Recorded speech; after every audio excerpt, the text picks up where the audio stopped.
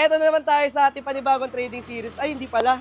So, ngayong araw pala is magpapagawa tayo ng ating sasakyan. Pero, bago ang lahat, ipakilala ko nga pala yung ating kasama, si Boss CJ. What's up mga boss?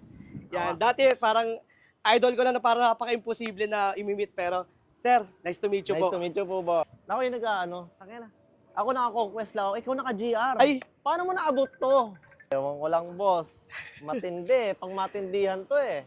GR? Grabe.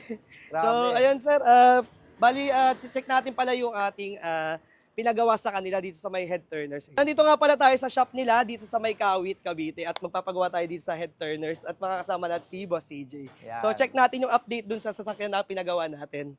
So, ito nga pala yung ating Honda Civic FC. So, dito ko pinagkatiwala yung ating FC. Ito na yung update niya ngayon. Ayan, nilihan na nila.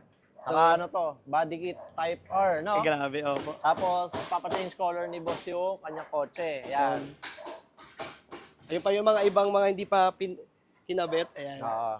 So, Bali, pine-preparation pa lang siya bago pinturahan para lahat maayos. Tama.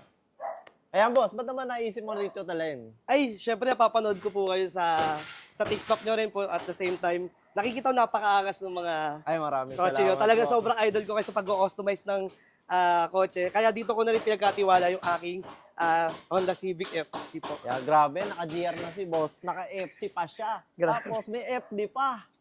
So yun boss, kami bahala dito sa sakyan mo. Hindi namin pababayaan to. Papapugiin natin. To. Grabe. So ayun, sa mga nag-aabang ng ating update sa ating sasakyan, mag-upload po tayo tuwing magbibisita po tayo dito. At the same time, yung final result nung ating Honda FC po. So maraming salamat po. Maraming salamat. Salamat boss. po. Sige po.